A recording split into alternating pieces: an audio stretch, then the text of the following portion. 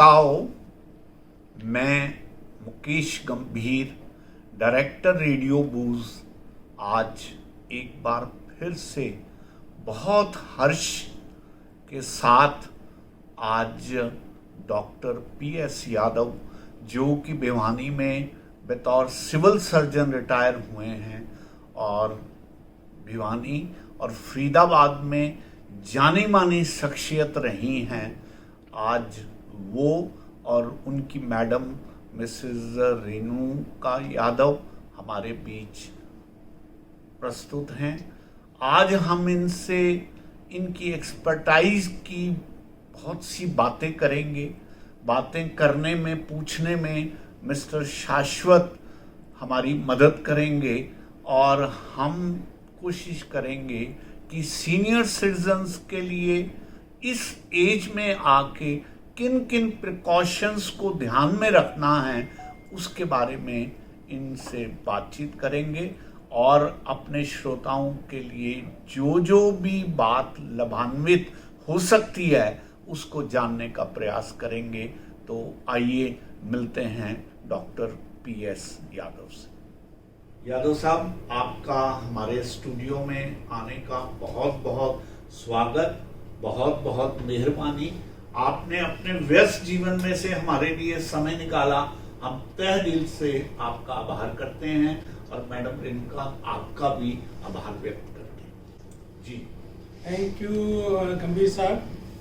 वैसे तो आप जन कल्याण से संबंधित इस तरह की काफ़ी कार्य में भिवानी से लेकर फरीदाबाद में भी व्यस्त थे और पोस्ट रिटायरमेंट तो आपने इसको अपना एक लक्ष्य बना लिया है, इसके लिए आप बधाई के पात्र हैं। बहुत बहुत धन्यवाद। और जो आपने हमें यहाँ बुलाया उसके लिए आपका बहुत बहुत धन्यवाद।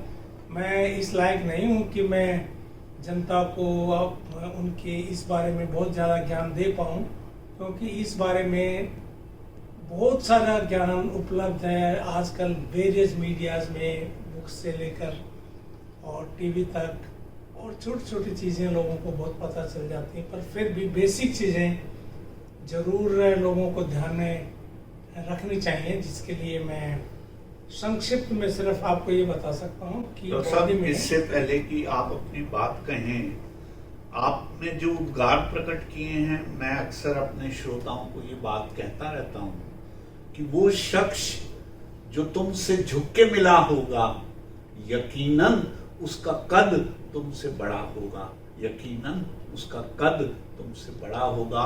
तो श्रोताओं, बड़े कद के प्रोमिनेंट डॉक्टर PS यादव आज हमसे मुखातिब होके आप सब लोगों के लिए अपनी वो बातें, वो हिंट्स देंगे। बीच बीच में मिसेस यादव भी इनकी मदद करेंगी, क्योंकि आप भी बहुत जानी मानी डाइटिशियन रही हैं, BK हॉस्पिटल से रिटायर हुई हैं। इसलिए डॉक्टर साहब, आपका योगदान अपने आप में बहुत महत्वपूर्ण योगदान होने जा रहा है। प्लीज हमारे श्रोताओं से मुखातिब होते हुए आप अपनी बात कहिए। तो ओल्ड एज एडेज है कि prevention is better than cure. Yes. इसलिए मैं लोगों से ये बात स्पष्ट रूप में बता देना चाहता हूँ कि बुढ़ापा एक स्टेज है, एक बीमारी नहीं है। एग्जैक्टली। और बॉडी की स्ट्रक्चर के लिए बोन्स इतनी इम्पोर्टेंट है जैसे बिल्डिंग में कॉलम्स और बीम्स। yes. इसलिए यदि हम अपनी स्ट्रक्चरल पोजीशन ठीक रख सकते हैं और उनका ध्यान रख सकते हैं, तो किसी भी एज में बोन से रिलेटेड मिनिमम प्रॉब्लम्स आएंगी और आप किसी भी स्टेज में स्वस्थ रूप में अपना जीवन व्यतीत कर सकते हैं। जी। इसके अलावा, इसके बावजूद भी कुछ चीज़ों का विशेष रूप से ध्यान रखना अति आवश्यक है। अब आफ्टर द एज ऑफ 40 और 50 जो हार्मोनल चेंजेस मेल फीमेल्स में आने शुरू हो जाते हैं, जिसकी वजह से बोन्स की डेंसिटी कम होना शुरू हो जाती है, तो लेडीज़ को 40-50 साल की उम्र में डॉक्टर को कंसल्ट करके various type of bone supplements या बोन को ठीक रखने के लिए diet as well as drugs की सलाह ले लेनी चाहिए। पर इसके अलावा यदि आपकी डाइट, आपकी प्रतिदिन की दिनचर्या व्यवस्थित हो तो हर हालत में आपकी बोन्स ठीक रह पाएंगे।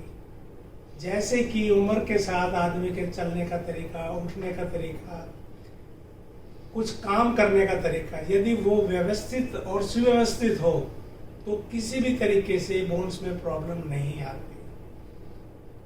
आप थोड़ा बहुत व्यायाम, थोड़ी बहुत एक्सरसाइजेस, सिर से लेकर नीचे तक बॉडी को एक पोजीशन में, स्ट्रेट पोजीशन में रखने वाली, बॉडी को, जॉइंट्स को नॉर्मल एक्सरसाइज करने वाली, पुराने ज़माने में स्कूल में जो पीटी ड्रिल होती थी वो मैंने अपने 45 साल के एक्सपीरियंस में best possible set of exercises पाई है। और all age group, not only old age, लेकिन ओल्ड एज में उसका अहम महत्व है क्योंकि उसके साथ थोड़ी बहुत मस्कुलर एक्टिविटी होती है, मसल्स की टोनिंग बनी रहती है, मसल्स की इलास्टिसिटी रह जाती है और आपकी शरीर में कार्य क्षमता बनी रहती है।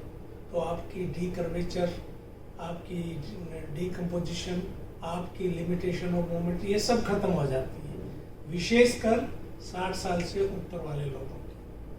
तो मेरा सुझाव है कि केवल सिंपल आधे पौने घंटे की एक्सरसाइजेस यदि वो डेली करते रहेंगे, धूप में व्यवस्थित बैठें, व्यवस्थित खाना खाएं और विटामिन डी और कैल्शियम और प्रोटीन्स का संतुलित आहार लें तो किसी भी तरीके से 60 की उम्र को बुढ़ापा नहीं कहा जा सकता, ये हेल्दी एजिंग कहा जा सकता। यस डॉक्टर साहब, आपसे एक प्रश्न के तौर पर ये मैं बात जानना चाहूँगा कि आम तौर पर मसाज वगैरह भी सजेस्ट की जाती है, उनका भी कोई योगदान रहता है इस एज में आकर हड्डियों को मजबूत रखने में? हाँ जी, इनडायरेक्टली रहता है। मसाज के लिए सबसे पहले तो मसाज करने वाले को साइंटिफिक नॉलेज होनी चाहिए कि मसाज कैसा होना चाहिए, किस तरह से होना चाहिए, कितना होना चाहिए और किस पर्सन पे, आदमी का बॉडी वेट, आदमी की एज, आदमी की मसल की जो हालत है उसको देखते हुए मसाज की ड्यूरेशन, टाइप और मॉडलिटी डिसाइड होती है। ये तीनों चीज पता होना चाहिए।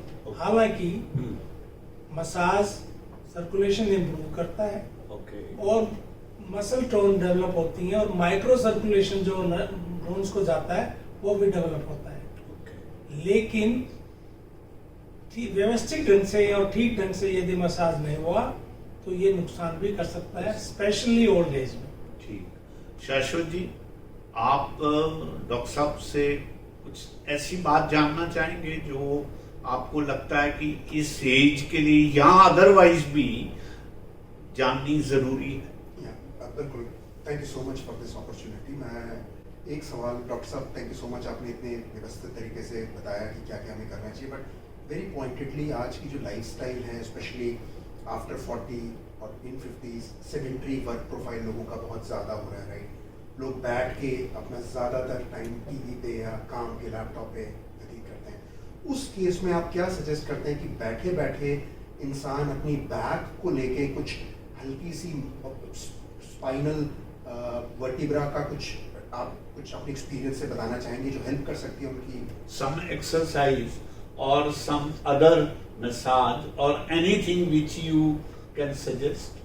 Simplest exercise is the correct posture of the body.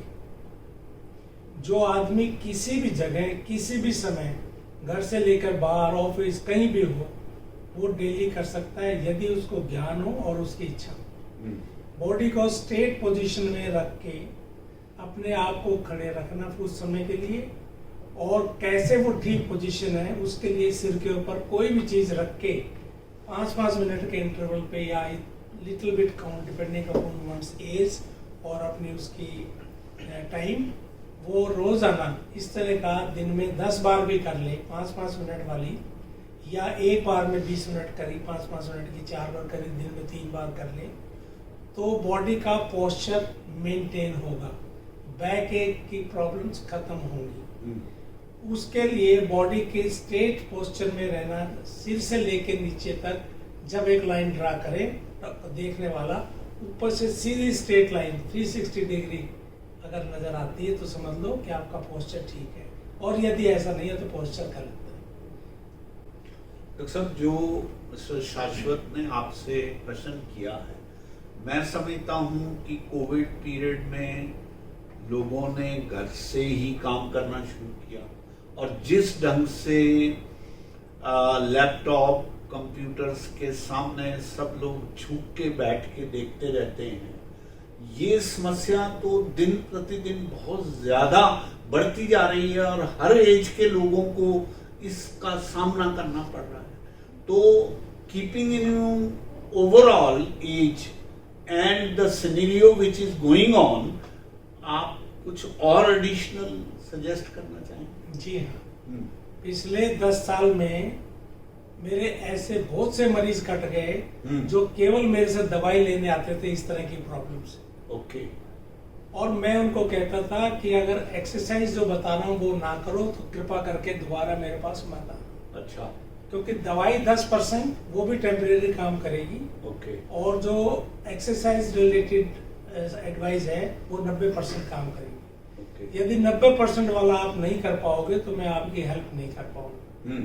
इसी प्रकार इस तरह की सिचुएशन में जो लोग बहुत लंबा बैठते हैं, कुर्सी पे बैठते हैं, डेस्क वर्क करते हैं, टीचर्स हैं, जजेस हैं, कंप्यूटर पे काम करते हैं, उनकी जो बैक से लेके ऊपर से लेके बैक तक के जो पोस्चर है वो इतना गलत हो जाता है कि उसको सही करने के लिए बेयर मिनिमम एक्सरसाइज जो घर में रोजाना 15 मिनट लगा के किसी भी जगह ऑफिस में कर सकते हैं, उनको सलाह दी जाती है। पर बड़े दुख के साथ मैं कह रहा हूँ कि मेरे 90% पेशेंट्स ऐसा नहीं कर पा रहे हैं या करते हैं, जिनकी वजह से ये प्रॉब्लम रहती है। अब तो 30 साल के बच्चों में सर्वाइकल की प्रॉब्लम देखने को मिलती है, जो कि कोई बहुत अच्छी सिचुएशन नहीं है।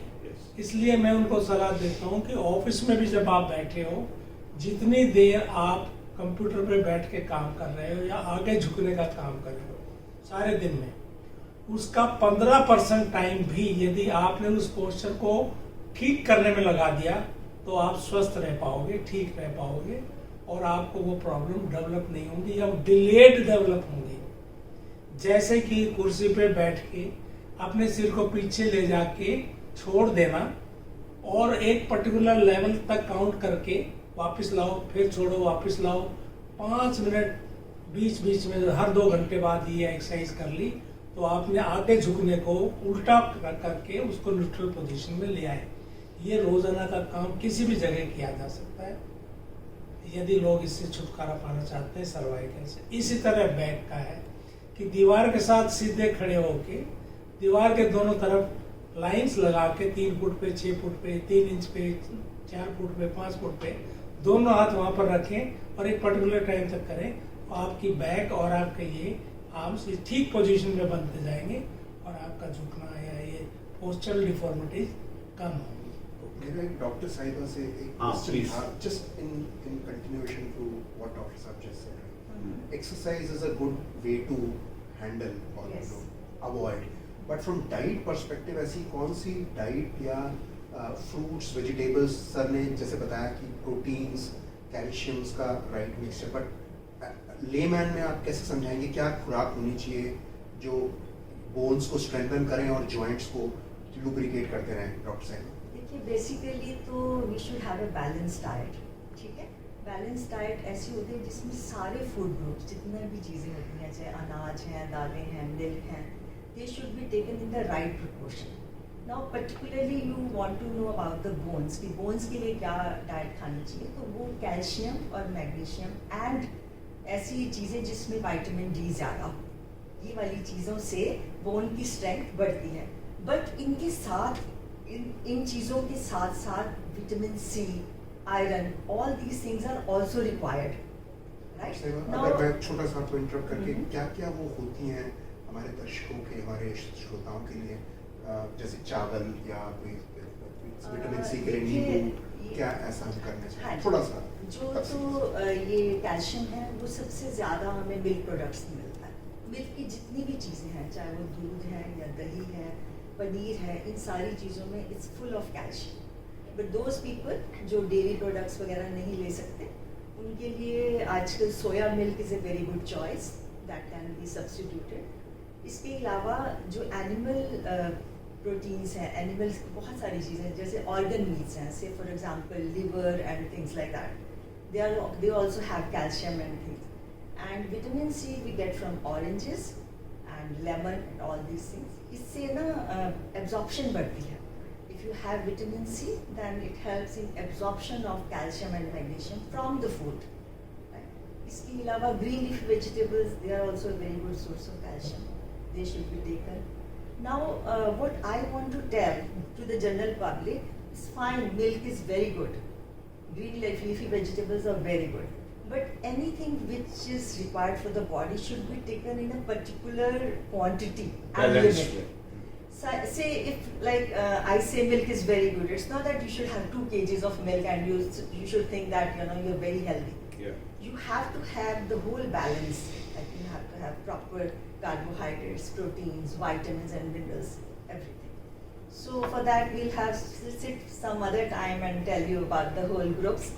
But basically what I want to tell you is for bones, like all the milk products, egg is very good, salmon is very good, and then organ meats and soya products. Mr. मैं Yadav, इनके please. ये कहना चाहूँगा कि bones का regeneration after an age stops, Yes. But degeneration can occur at any stage. इसलिए bones का circulation and exercise for circulation and strength for from the diet एक ऐसा बैलेंस है जिसको यदि वो ध्यान रखते रहें तो बोन्स की डिजेनरेटिव प्रॉब्लम्स जो कि लोग कहते हैं कि उम्र के साथ आती हैं, वो इतनी डिलेड हो जाएंगे आपको लगेगा ही नहीं कि आप 80 साल के हो गए। ठीक ठीक। मिस्टर यादव, एग्जैक्टली यही बात मैं एक अलग ढंग से आपसे जानना चाह रहा था, क्योंकि बीके हॉस्पिटल फरीदाबाद में आपको बहुत साल का बीइंग डाइटिशियन एक्सपीरियंस रहा। थोड़ा याद करके मुझे बताइए कि कितने पेशेंट्स आपके पास ओल्ड एज से रिलेटेड आते थे, जो ज्यादातर किस तरह की प्रॉब्लम्स आपके सामने रखते थे, which was related to their bones and the strength of the bones they are seeking for. तो उनमें अलग तरह के कोई ऐसे पेशेंट्स थे जो आपको याद पड़ते हैं और आपने उनको डाइट का या कुछ एक्सरसाइज का कोई प्रिकॉशन आपने बताए हों और वो ठीक हुए हों, और आपके रिमार्क्स के साथ हम इस बात का निष्कर्ष भी करेंगे। Diet has always been a very ignored subject actually. Yes, yes. और मैं जिस हॉस्पिटल में काम करती थी वहाँ पर ज़्यादातर they were very poor people. Okay. So for them, the basic food itself was a problem. तो इन डेलिकेसीज पे आना उनके लिए बहुत मुश्किल बात थी। तो उनके लिए क्या होता था ज़्यादातर कि बस डॉक्टर दवाई लिख दें, जो दर्द है वो खत्म हो जाए, उसके अलावा ये जो खाने पीने का है, मैडम जी हम आधा किलो दूध आप बोल रहे हो हम कैसे पियेंगे एंड ऑल दैट। सो उस टॉपिक पे तो मैं बहुत ज़्यादा आपको नहीं बता पाऊंगी कि मेरे पास किस तरह के वो आते थे, लेकिन ये है कि भाई जो we can tell you the right substitute. जैसे मैंने आपको बताया कि सोयाबीन से मिल्क बनाओ, तो soybean is a very cheap substitute. तो इस तरह कैल्शियम को बढ़ा, and there are certain foods which are available, आपने देखा होगा लिखा होता है label fortified with calcium and vitamin D. Even our simple bread which we get from the market, लिखा होता है fortified with vitamin D and calcium. और ऐसे ही काफ़ी सारे सीरियल्स भी हैं जिन पे इस तरह के लेबल्स होते हैं। तो इस तरह की चीज़ें हम लोग प्रमोट कर सकते हैं to add on these things. आपके इस क्वेश्चन में मैं ऐड करना चाहूँगा कि since I was also working in the same hospital, yes, yes, and same setup, yes, तो मेरे पास जो बोन्स की डिजेनरेटिव या वीक बोन्स से रिलेटेड प्रॉब्लम्स वाले कैटेगरी के लोग आते थे, ज्यादातर उनमें अर्बन एंड रूरल पुअर लोग थे। और maximum degenerative changes early stage पे, अर्लियर देन एक्सपेक्टेड, मैंने देखी in middle class urban, obese people, especially obese people, those who have जो obesity. ना तो एक्सरसाइज कर रहे थे, ना डाइट ले रहे थे, ना डाइट लेना चाहते थे एडवाइस के बावजूद भी। और चूंकि incidentally she was my wife and post there, तो मेरे पास आके बोलते थे जी उन्होंने ये डाइट बताई, आप दवाई दे दो, हमारा पीछा छुड़वाओ, दर्द हो रहा है, बात खत्म। सो लोगों को, शी इज राइट, लोगों को डाइट की इम्पोर्टेंस कभी रियलाइज ही नहीं हुई, एक्सरसाइज की इम्पोर्टेंस रियलाइज ही नहीं हुई, और जो कुछ भी कर रहे थे वो बेयर नेसेसिटी के लिए कर रहे थे या इग्नोरेंस में कर रहे थे, तो सुन के भी राजी नहीं थे। ठीक। पर आज के जमाना ऐसा नहीं है। आपके रेडियो के थ्रू मैं आम पब्लिक को जो है ना ये बताना चाहता हूँ Yes. कि केवल स्वस्थ काया यस, आपको अच्छी माया या स्वस्थ माया से भी स्वस्थ सुखी रख सकती है। Yes, definitely. तो श्रोताओं, ये थे डॉक्टर PS यादव और मैडम मिसेस यादव, जिन्होंने विशेष समय निकालकर आज हमारे बीच उपस्थित हुए, और मैं समझता हूं कि जो कुछ भी आज आपने हमें बताया है वो हमारे श्रोताओं के लिए बहुत अधिक लाभकारी साबित होगा। आपकी कोई भी क्वेरी हो, आप डायरेक्टली हमसे सेल फोन पर मैसेज देके या किसी भी कम्युनिकेशन से कन्वे करके कर सकते हैं, और हम डॉक्टर यादव को पुनः भी कष्ट दे सकते हैं कि वो हमारे स्टूडियो में आएं और आपके प्रश्नों का उत्तर दें। इन्हीं शब्दों के साथ पुनः डॉक्टर साहब, मैडम, आपका बहुत बहुत आभार, बहुत बहुत धन्यवाद। आप लोग आए और हमारे श्रोताओं के लिए आपने समय निकाला। थैंक यू गंभीर साहब, it was entirely our pleasure. Thank you very much.